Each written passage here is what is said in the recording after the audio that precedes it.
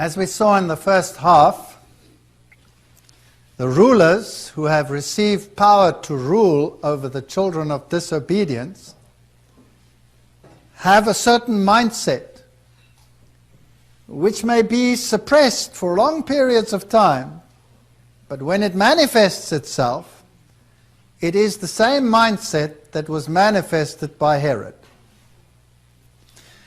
So the Herodian mind is one that is in enmity with God, even though it has power over God's people. The Herodian mindset will also try to make the worship of God subject to his own ideology, because Herod put the eagle of Rome on the temple of Yahweh that he restored. So this mindset can be followed all the way through history. And when it culminates in oppressive regulations and rules which contradict God's law, then God says probation is over. That in brief summary of what we've said so far. We saw that the mark of Anu is central to the Roman power. Now let's have a look at another beast. Revelation 13:11, then beheld another beast coming up out of the earth, and he had two horns like a lamb, and he spoke as a dragon. And he exercises all the power of the first beast before him. What kind of power does the first beast claim to have? It says it has two swords. The one is the spiritual power, and the other one is the temporal power, and that the spiritual power is over the temporal power. We saw those papal encyclicals. Who wields the second sword on his behalf in the world we are living in today? Well, the Bible tells us, I beheld another beast coming up out of the earth, and he had two horns like a lamb, and he spoke like a dragon, and he exercises all the power of the first beast before him, on his behalf, and causes the earth and them that dwell therein to worship the first beast whose deadly wound was healed. So the power, the secular arm of power that he wields and uses, is particularly manifested in the second beast, which is the United States of America. And here is the Capitol, and on top of the Capitol you have a female deity, Persephone, Venus if you like. She is the same as the Ishtar, the ruler of the night, the consort of Marduk, who was given authority to rule over the children of evil. Now, a Capitol can only be subject to the god Jupiter, because he was the Capitol, and that is the god of Rome. And so we have the similarities in architecture, and the one is subject to the other, but the female deity, the deity of the rulership over the children of darkness, in an occult fashion, contrary to the worship of God, but supposedly subject to him. And it shall come to pass, says 1 Kings 19:17, that him that escapeth the sword of Hazael shall Jehu slay, and him that escapeth from the sword of Jehu shall Elisha slay. Yet I have left me 7,000 in Israel, all the knees which have not bowed unto Baal, and every mouth which has not kissed him.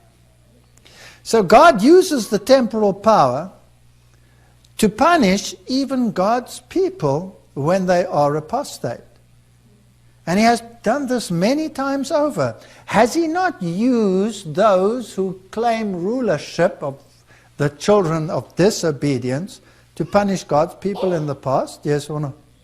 He certainly has. And history becomes just so much clearer if we understand these things. Because people are so confused. How can God do this? How can this happen? We are living on a planet of disobedience. And God, by permitting this, is extending the hour of grace and giving an opportunity. Now the sword that comes out of the mouth of Elijah, is that an earthly sword or is that a spiritual sword? It simply means that those who don't accept the message that comes out of the mouth of Elisha, who wears the cloak of Elijah, in other words, the Elijah message, they will die. They will die. And they will fall subject to the other sword, which is in the hands of Jehu. And he also served the Lord in sorts. But the Bible says his heart was not right, and he served other gods, and he followed the ways of Jeroboam. But he was still used as a sword. But he savors the poor from the sword, from their mouth, and from the hand of the mighty. Now the poor here, of course, are those who are destroyed in spirit. Those who seek something better, who seek the Lord. This is not talking about literal poverty. And Joram said, make ready. And his chariot was made ready. And Joram, king of Israel, and Uzziah, king of Judah, went out, each in his chariot, and they went out against Jehu and met him in the portion of Naboth the Jezreelite. This is a very fascinating story. We'll do a little bit more about this in the second half. Now we know that Ahab coveted Naboth's vineyard. And eventually Jezebel, who serves as a type of the church, gave it to him by her authority.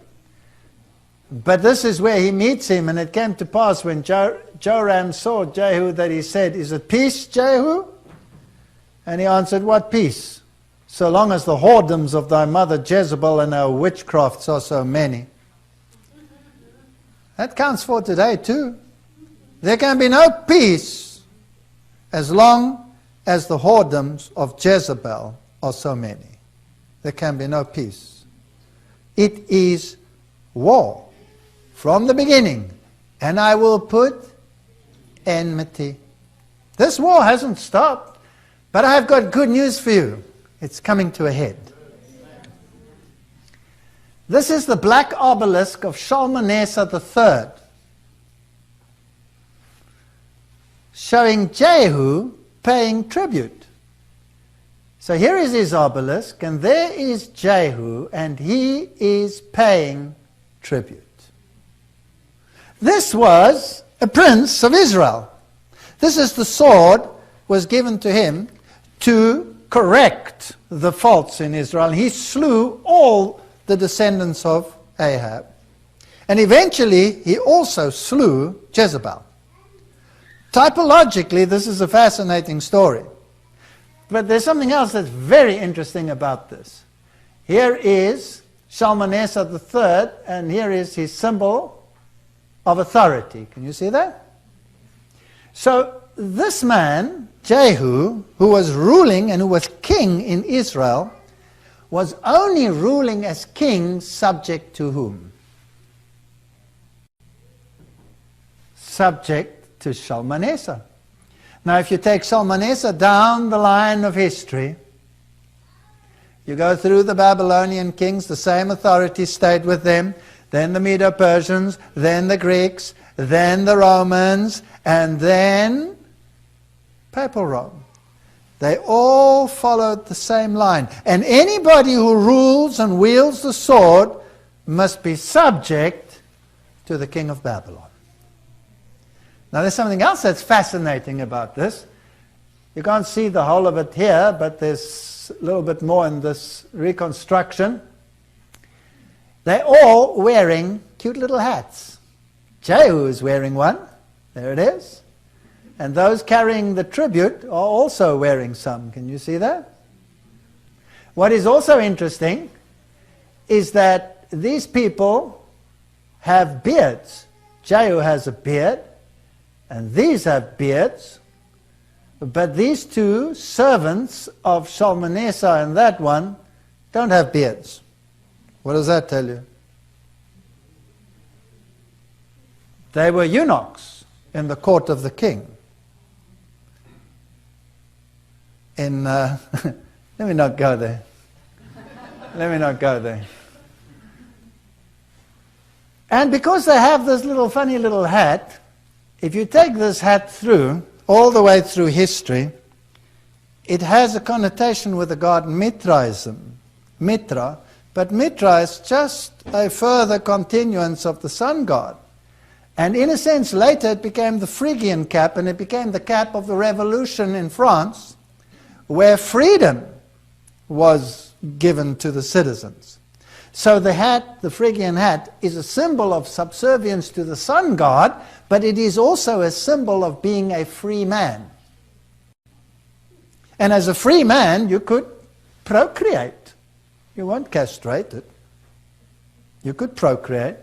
And you could rule and you could be free on one condition. And that was, you can only be free and a free man if you are subject to the ruler who has the sign and the mark of Anu. Then you could be free. Then you could be free.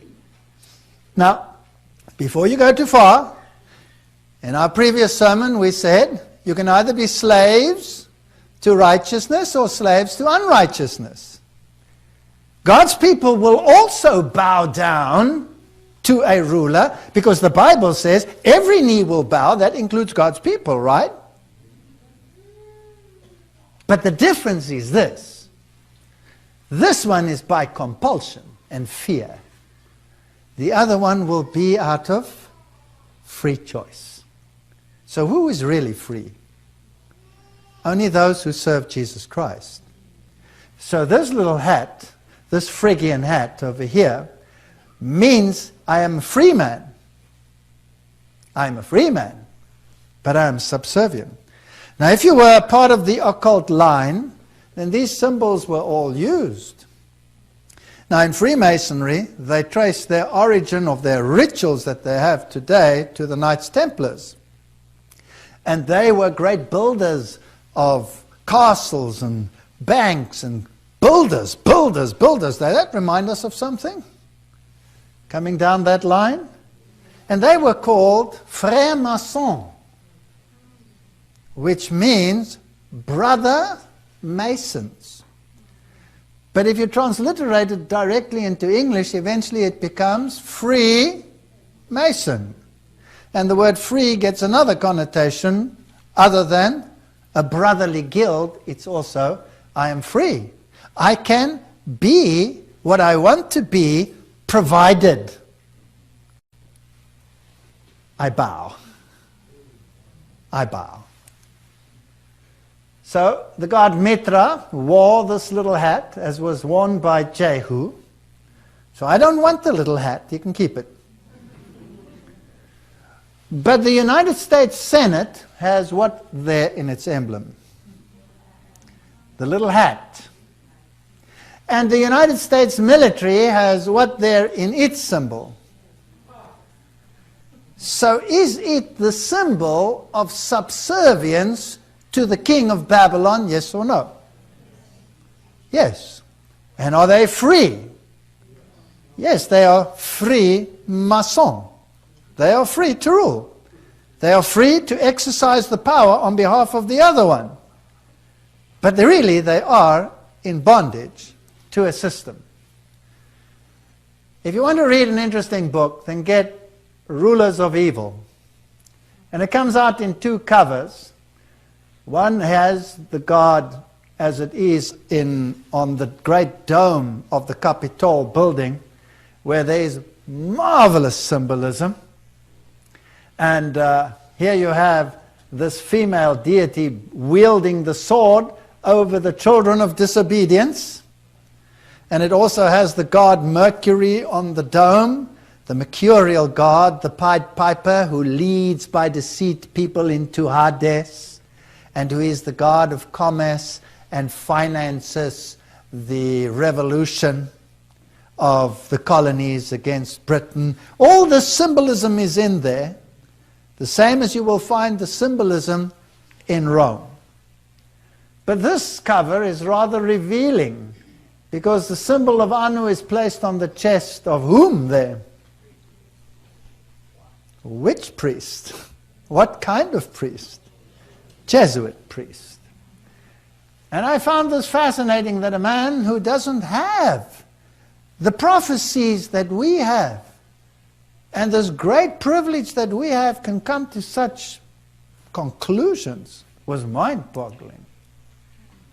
The preface of the book was written by journalist Pat Shannon, and he writes a very fascinating preface. He says, "The only people in the world, it seems, who believe in conspiracy theory of history are those of us who have studied it." He makes another statement later on. He says, "You will read this book from cover to cover and you will highlight it over and over and over again." He said, "Make sure that you put it on the bottom of your shelf, that all your children will someday get hold of it." And then he continues and says, while Franklin D. Roosevelt might have exaggerated when he said nothing happens in politics by accident, if it happens, it was planned that way. Carroll Quigley, now let me tell you who Carroll Quigley was. He was the Jesuit of Georgetown University, who was the lecturer of the presidents that studied there, and of all the great people that rule in America, amongst others Bill Clinton. Carroll Quigley, he writes, Bill Clinton's favorite professor at Georgetown University, boldly admitted in his Tragedy and Hope, written in 1966, that A, the multitudes were already under the control of a small but powerful group bent on world domination, and B, that Quigley, who was a Jesuit himself, was part of that group.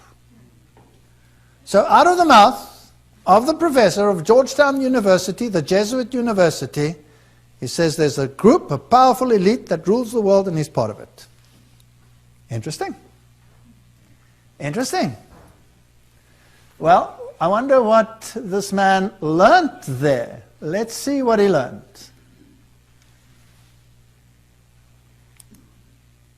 And a special thanks to the members of the Roosevelt family. Can we have sound? And to one who is not. Let me start that again. Our team is sleeping in the back there.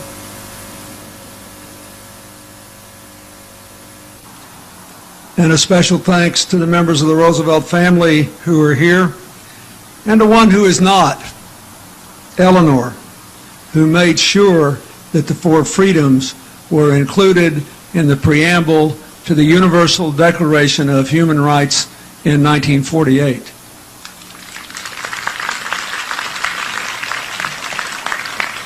I know that because, as all of you famously learned when I served as president, my wife, now the Secretary of State, was known to commune with Eleanor on a regular basis.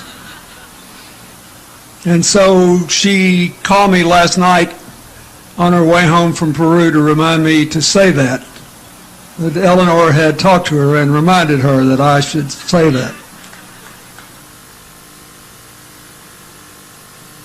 Can you turn the sound down? Now my question is this. This is a ruler. Was he ruling according to the dictates of God? Yes or no? Judging by what you just heard? No. So he's a ruler over the children who would worship God according to their own methodology. Is that correct? Please don't misunderstand me. God loves them. God reaches out to them. God wants them all to be saved. If he went to the trouble that he went to for Nebuchadnezzar, and he went to the same trouble, even more so, in the case of Herod, then I am convinced that he will do the same for these presidents. Don't misunderstand me. I'm just discussing a historic scenario. So Spiritism forms part and parcel of the way in which government is enacted. Because under the Reagan administration, they used astrology and divination to determine how they were going to run things, when they were going to meet, what days they were going to do what. Everything ran according to an occult calendar. That's common history. Everybody knows it. And how we have, out of the horse's mouth, that the Secretary of State receives instruction from a deceased individual, probably also as to how to run affairs of state. Now, Lorenzo Ricci, the 18th Superior General of the Society of Jesus, is a fascinating man because he ruled from 1773 to 1814, which means that he also ruled in the time period when the first beast received a mortal wound. And it is fascinating that the Black Papacy also received a mortal wound because it was apparently banned and disbanded, but then had a resurrection, just like the White Papacy. Now, during the order suppression from 1773 to 1814 by Pope Clement, General Ricci created the Illuminati with his soldiers. He didn't go underground because he was to be destroyed. He went underground because it was convenient. Remember that the first beast seemed to have a mortal wound. It doesn't say it had a mortal wound. It seemed to have a mortal wound. Adam Weishaupt, the father of modern communism, who was with the Jacobins who wear the little hat, who may rule subservient to the system, conducted the French Revolution.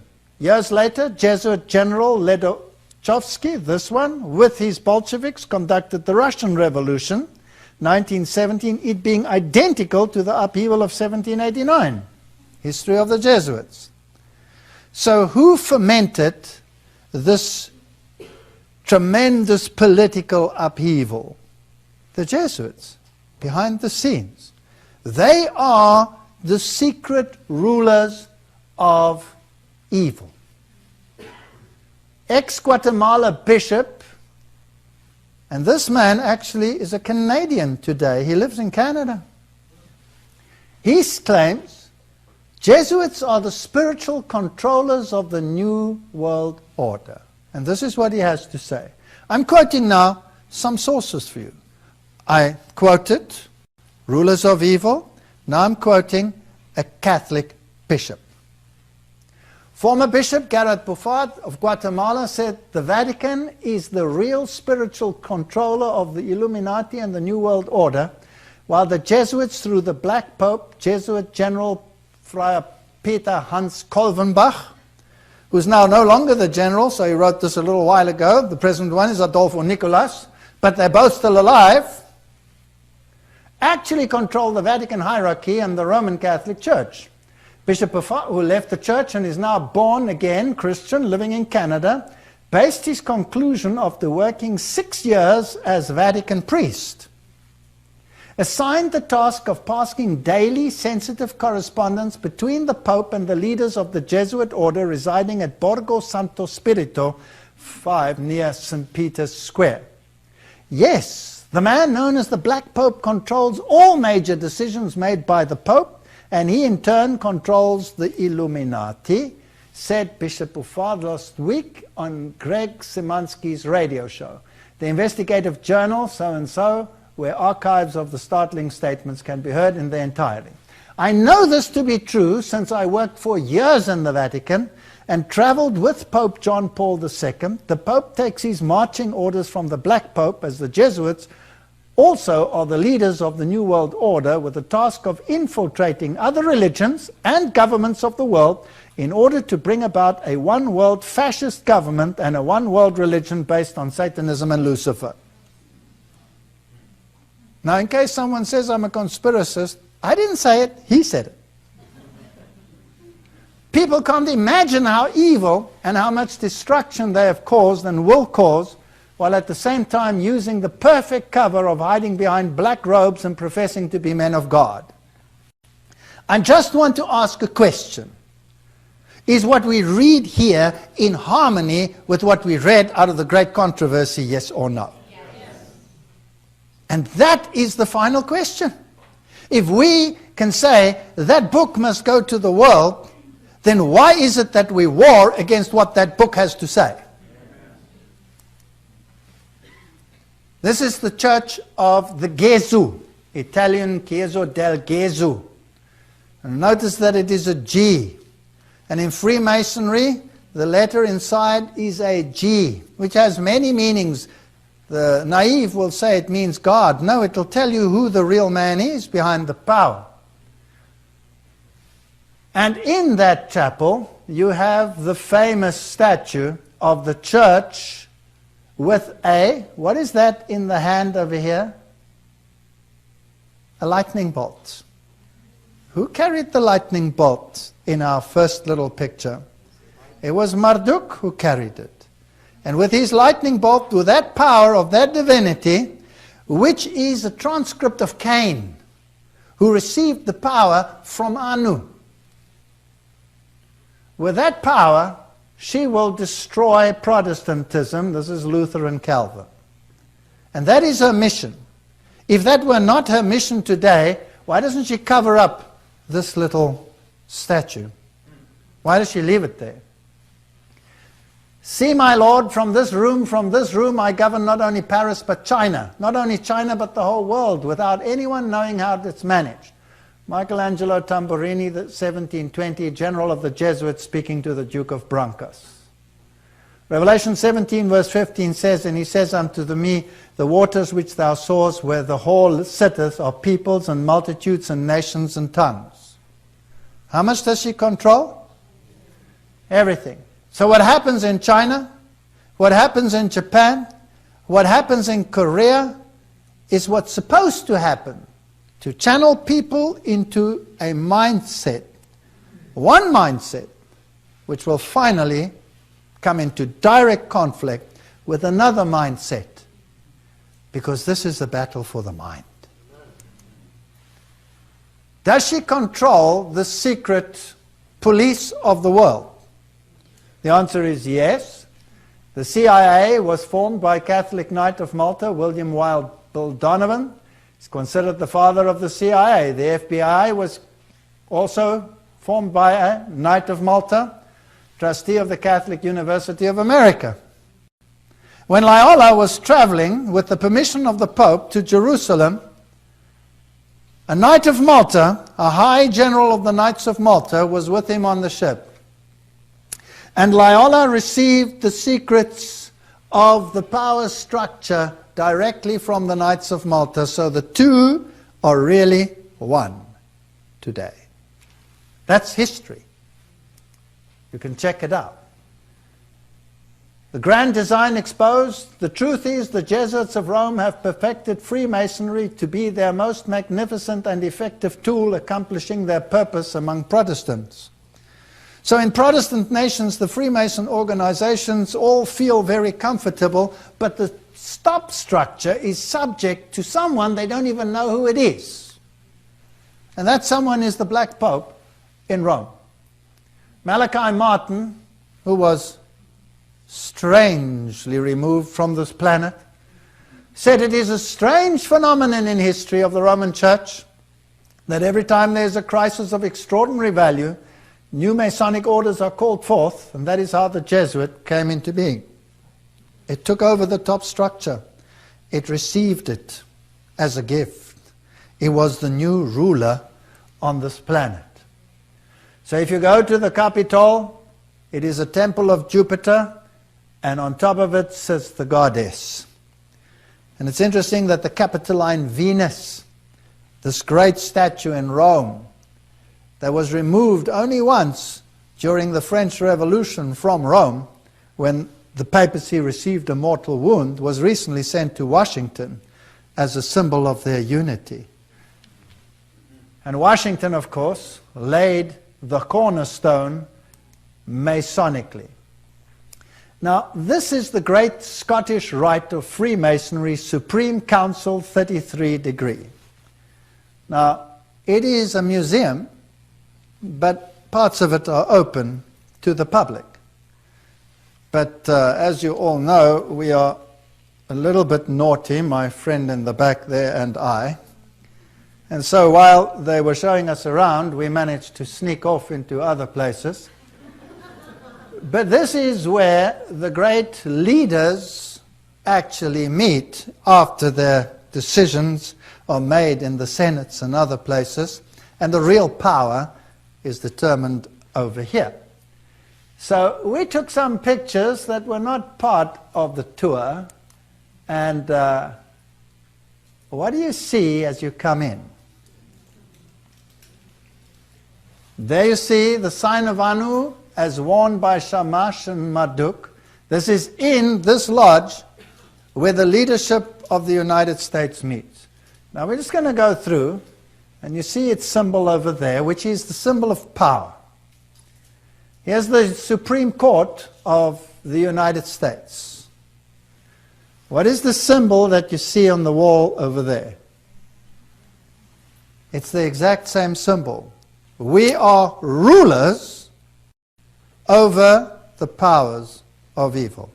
And we will keep them in check. We will make laws.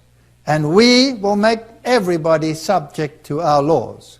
But the supreme leaders also have another criterion. They are in conflict with God and with the followers of God. And their intent eventually is always to get rid of Abel, or to get rid of the children of Israel, or to get rid of the Prince of Peace, or to get rid of those who followed the Prince of Peace, or to get rid of the remnant of the remnant. Do you see the picture throughout history? Is there any reason why it shouldn't repeat itself? So the sign of Anu is on the Supreme Court of the United States of America. Now I'll take you down into the places where they didn't take us. Welcome to the J. Edgar Hoover Room, dedicated to your law enforcement community. And then there's something written here which is hard to read unless you carefully look at it, so I wrote it out for you. The most effective weapon against crime is cooperation, the effort of all law enforcement agencies with the support and understanding of the American people. Who wields the sword? The United States of America. On behalf of whom? On behalf of the first beast. The secular power is subject to the spiritual power. FBI activities begun under Mr. Hoover's era. And there are some of the examples. And just to make sure you know what went on with him, he must have been at least a 32-degree Freemason, because he's a Shriner and you have to be a 32-degree Freemason to be that, but he was probably 33. So there he is. It's interesting that he has the symbol of the moon and the star. We think it is Islam. It has nothing to do with it. It is the symbol of Isis and Horus. It is that symbol of power given by that first parent, given by Cain and his wife to their son Enoch. And down through the line, through Masonry, according to Pike, who traces their history back to the power of Enoch to rule. Here he's shaking hands with the President of the United States, Eisenhower. Our new cities. Are they builders of cities? Yes, very much so. Who's this gentleman? This is taken in that lodge, by the way, in that room. In that room, in that lodge. That's Billy Graham, shaking hands with Hoover. There he is with the Pope. And he declared the Pope to be the moral leader of the world. Is that Jehu bowing down? Yes or no? And here you have